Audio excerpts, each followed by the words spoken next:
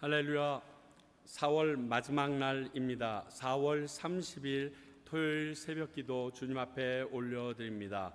찬송가 301장 우리 함께 주님 앞에 올려드리도록 하겠습니다.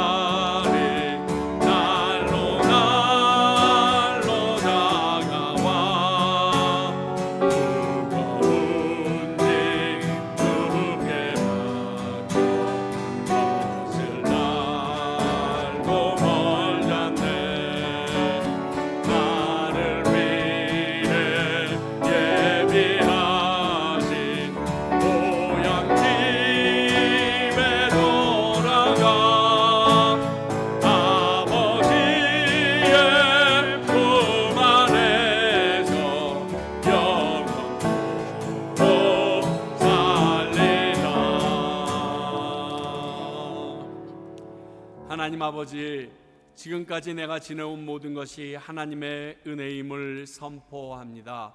그리고 당연히 하나님의 은혜가 없으면 이 땅을 살아갈 수 없는 백성이며 앞으로도 하나님의 은혜 없이 살아갈 수 없는 존재임을 고백합니다. 아버지, 하나님의 은혜를 입은 자로서 이 땅 가운데 우리가 나아가는 방향과 모습이 바른지 그른지 알기를 소원합니다. 아버지, 하나님의 말씀대로 살아가는 저희들이 되게 하시사 은혜 입은 자로서의 삶을 감당하는 저희들이 되어질 수 있게 하여 주시옵소서. 또 오늘 말씀을 통하여 우리에게 주어진 하나님의 은혜가 얼마나 큰지 확인하는 시간이 되게 하시사 하나님의 은혜를 잊지 말고 살아가는 주의 백성들 되게 하시사 하나님 앞에 배은망덕하지 않은 인생들 되게 하여 주시옵소서. 오늘도 말씀 가운데 세임 주시기를 간절히 소원하옵고 살아계신 예수 그리스도 이름으로 기도하옵나이다. 아멘. 오늘 주시는 하나님의 말씀은 출애굽기 28장 4절서부터 14절까지 말씀입니다. 출애굽기 28장 4절부터 14절까지의 말씀입니다.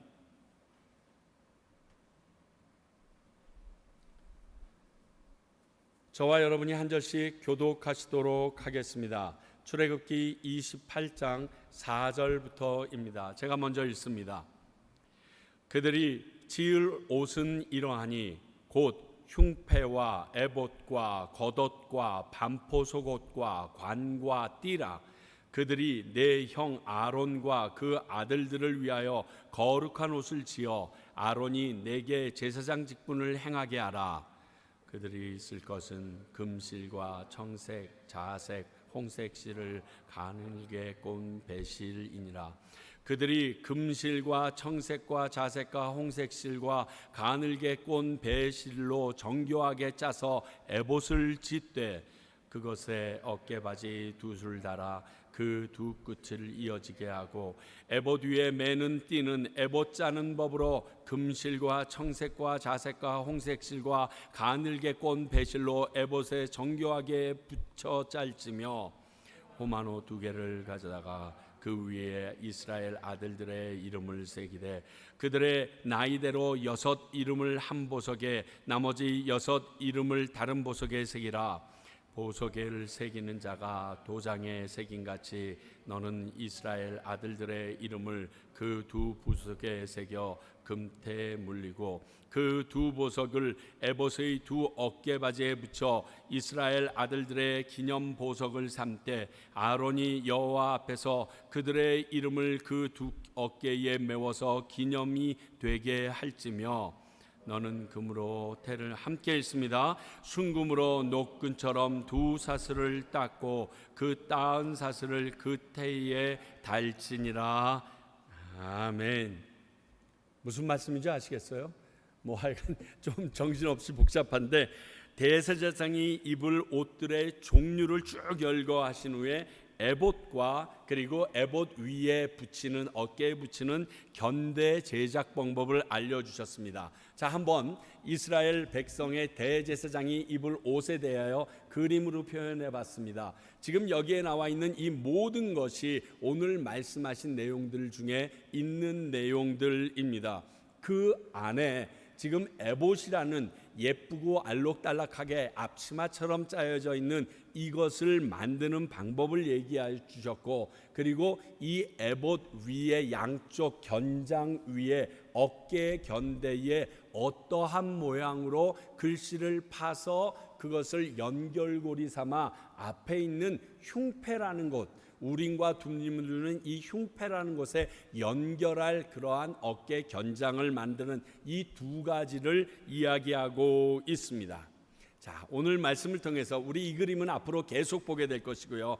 앞으로 오늘 말씀을 통해서 우리에게 주시는 하나님의 음성을 좀 생각해 봅니다. 오늘 한 두 가지만 생각해 봅니다. 첫 번째는 대제사장이 하나님 앞에 나갈 때 입을 옷이 6가지나 되는 많은 옷을 입어야 한다고, 그러면 거룩한 옷을 입었다고 여겨주시겠다라고 얘기합니다.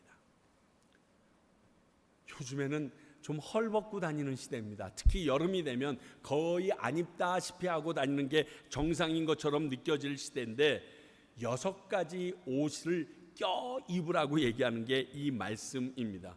그래야 하나님께서 내가 말한 대로 행했기 때문에 거룩하다라고 여겨줄게. 하나님의 말씀대로 지어진 옷을 입는 것부터 제사장이 감당해야 될 부분입니다. 우리 지난주에도 잠깐 나눴지만 옷을 입는다고 더럽고 추한 내 내면이 깨끗해지는 건 아닙니다. 그런데 하나님께서 이렇게 명령하신 것을 그대로 다 착용하면 그렇게 봐주시기로 결정하신 겁니다. 이것을 기억해야 합니다.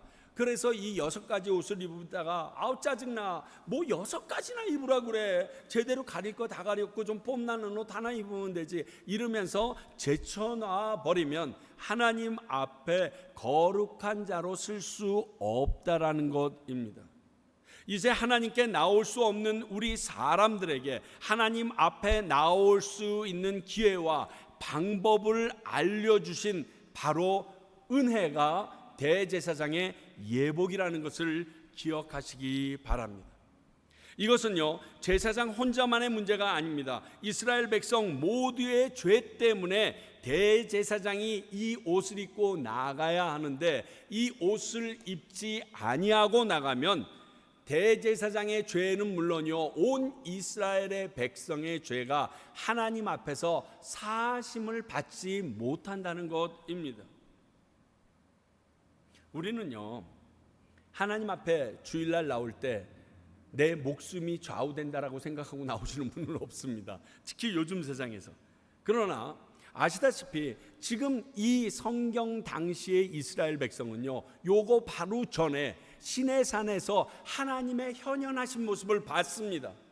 그리고 그 우레와 번개 가운데 하나님께서 말씀하시는 알아들을 수 없는 그 무서운 소리를 듣고 그들이 벌벌 떨었습니다. 그리고 우리에게는 나오라고 하지 마시고 모세 당신이나 올라가서 하나님의 말씀 받고 오십시오. 하나님께서 주셨던 말씀을 우린 믿겠습니다. 어떻게 하나님을 뵙고도 살은 이런 우리 같은 축복이 있겠습니까? 라는 고백을 했던 사람들입니다. 그러니까 하나님 앞에 예배 드리러 간다. 근데 하나님이 이렇게 하라 그랬는데 그 말 안 지키겠다? 얘기할 수가 없는 거예요, 여러분. 이 상황이요, 지금 우리 상황과 너무너무 다릅니다. 그러니까 마음이 다릅니다. 은혜가 아니면 이스라엘 백성은 하나님을 만나고 싶다고 말하는 것 자체가 불경이고 죽음을 당합니다. 그 상황 가운데 지금 하나님이 얘기하십니다. 대제사장에게 6가지 이거 다 채워가지고 그리고 지성소 안에 들어오면 내가 만나줄게. 내가 네가 제물로 가지고 온 것 흠량하여 해결해 줄게. 한마디로 이게 은혜의 옷입니다. 저거 안 입으면 죽어요. 죽어.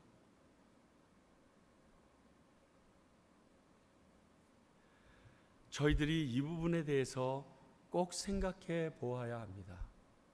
우리는 하나님의 말씀대로 이 땅에서 제대로 살지 않고 그리고 가볍게 세상의 법의 무게만큼으로 여기고서 살아갔을 때 하나님의 나라에서도 그렇게 여길 것인가 꼭 생각해 볼 수 있길 바랍니다. 사람을 죽이는 것 무서운 죄입니다. 그러나 사람을 죽인 그 죄인이나 내가 옆에 사람을 속여 거짓말을 한 죄나 천국에서는 동일하게 큰 죄로 여김을 받는다는 거예요. 근데 우리는 이 세상에 익숙해졌어요. 너무 유스트가 돼가지고 그냥 세상에서도 죄라고 안 그러는데 교회에서는 뭐 사랑이 넘친다며 이걸 가지고 왜 그래? 아니에요. 교회에서는 사랑이 넘치기 때문에 그 부분에 대해서 명확하게 얘기할 수밖에 없는 거예요. 교회가 까탈맞고 모든 죄를 드러내고 싶어서가 아니라 하나님은 그 죄나 하나님 앞에서는 큰 죄이기 때문에 동일한 마음의 깊이로 회개하지 않으면 하나님께 나아갈 수 없다는 거예요. 근데 우리는 이런 개념이 없어져 버렸어요. 너무 사라져 버렸어요. 그래서 옷 6가지 입으나 1개 입으나 so what은 죽어요. 죽어. 하나님 앞에 나갈 때 생각이 달라야 돼요. 지금 이 6가지 옷이라고 아무도 불평하지 않습니다. 그래도 저걸 입고 들어가지는 않았으면 좋겠다라는 마음이 혹시 아론에게 있을지도 모르겠어요. 왜? 들어갔다가 죽고 나오면 어떡할 건데? 얼마나 두렵고 떨리겠어요.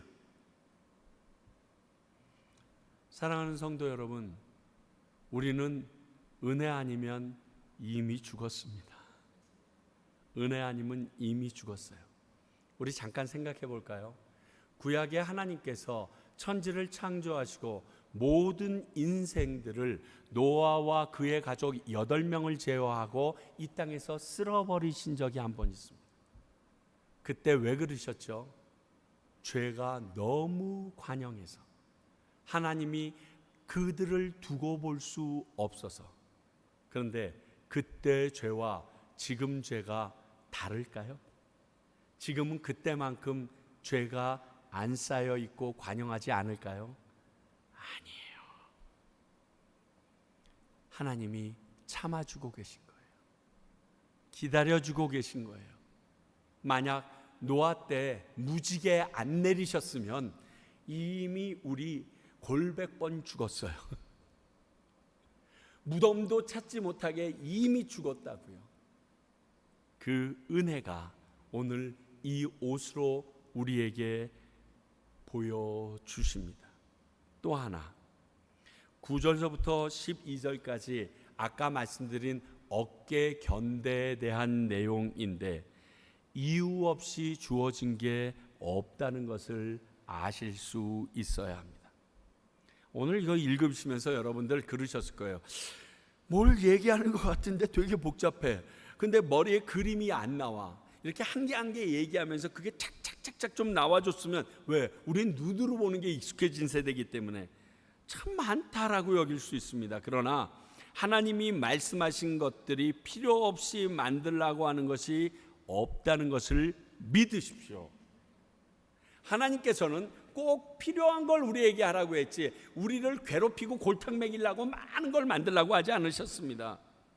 이 견대는요, 이 어깨 받침에 붙이게 되어 있는데, 이게 없으면요, 이스라엘 백성들을 상징하는 앞에 있는 판결 흉패는 붙일 수가 없습니다.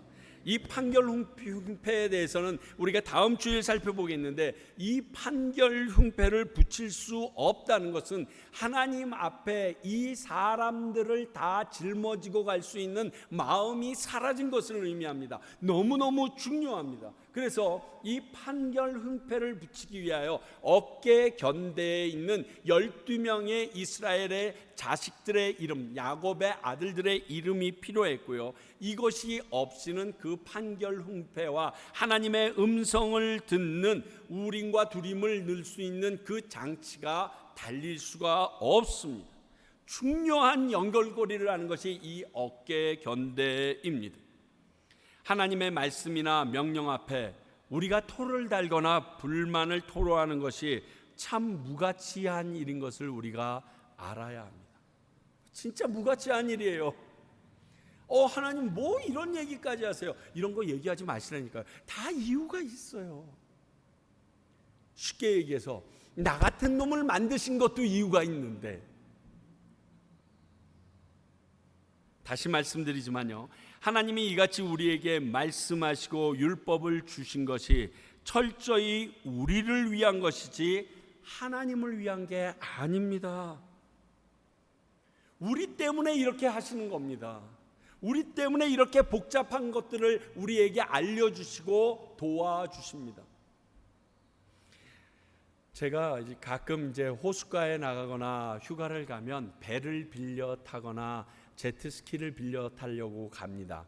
그런데 배를 빌려 타려고 하면 제가 가지고 있는 드라이브 라이센스로 되지 않고 그것 외에 그 앞에 앉아서 비데오를 한 15분 동안 봐야 돼요.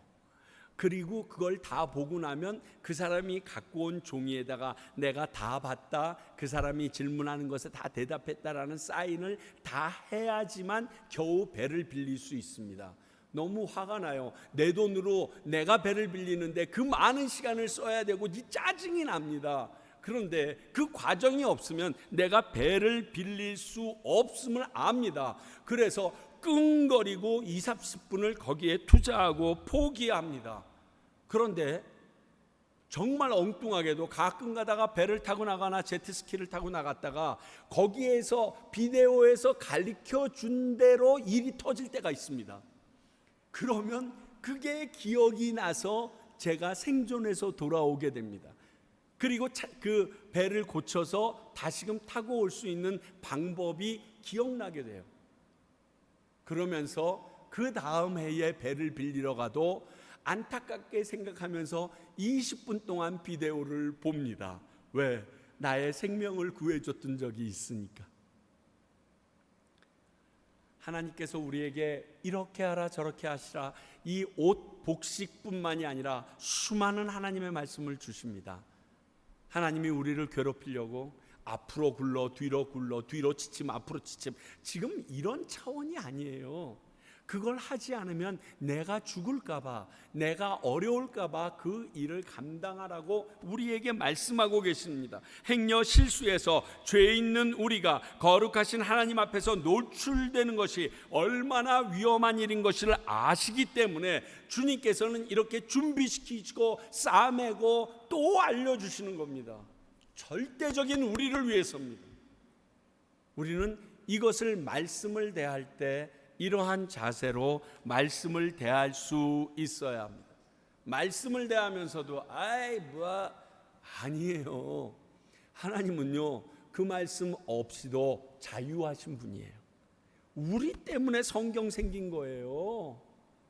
이 성경 말씀은 하나님 때문에 생긴 게 아니에요. 하나님이 대접받으려고 생긴 게 아니에요. 착각하지 마세요. 이 많은 복잡한 옷은 이 대제사장을 하나님이 보호하시기 위해서이지, 우리 하나님께서 폼나는 옷 입은 사람, 솔직히 얘기해서 봅시다. 이게 뭐 폼납니까? 이 옷이 덕지덕지 걸쳤는데, 이렇게 옷 입은 사람요, 그 뉴욕 이런 길거리 가면 많이 봐요. 노숙자들. 이게 우리의 생각과 지금 현대의 판단과는 너무 다르다니까요. 그런데 이래야 살아요. 나를 위해서.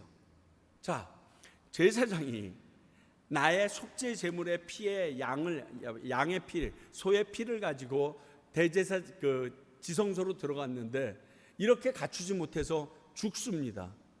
뭐 어떻게 될까요? 우리만 손해예요. 내 죄가 사함을 못 받는 거예요. 내 죄가 여전히 내 안에 존속되어져 있는 거예요. 하나님을 만나지도 못하고 내 죄도 해결받지 못하고 누구 손해입니까? 우리 손해지. 하나님의 말씀을 지키고 안 지키는 건요, 우리를 위한 것이지 하나님을 위한 것이 아님을 오늘 이 복식을 보면서도 똑같이 느끼실 수 있기를 바랍니다. 제발 오해하지 마세요. 죄송합니다만 여러분들이 헌금을 하든 안 하든 하나님은 그거보다 더 부자고요. 여러분들이 하나님 앞에 무엇을 더 자랑하거나 제세하든 아니든 그거보다 더 많은 것을 갖고 계신 분이 우리 하나님이십니다. 하나님 앞에 자랑할 것이 없습니다. 오늘 말씀이 이 6가지의 복장을 갖춰 입고, 그리고 다소 쓸데없어 보이는 이 견대조차도 자기의 역할이 있음을 보여주십니다. 사랑하는 성도 여러분, 하나님 말씀을 이러한 견지에서 읽으셔야 됩니다. 그리고 이러한 과정 가운데서 내게 적용시키셔야 합니다. 그래야 내게 능력이 되고 내게 힘이 됩니다. 이것과 상관없이 우리가 말하고 행동하면 참으로 우리가 불편할 따름입니다. 하나님은 우리를 불편하게 하시는 분이 아니심을 기억하시기 바랍니다. 기도하겠습니다.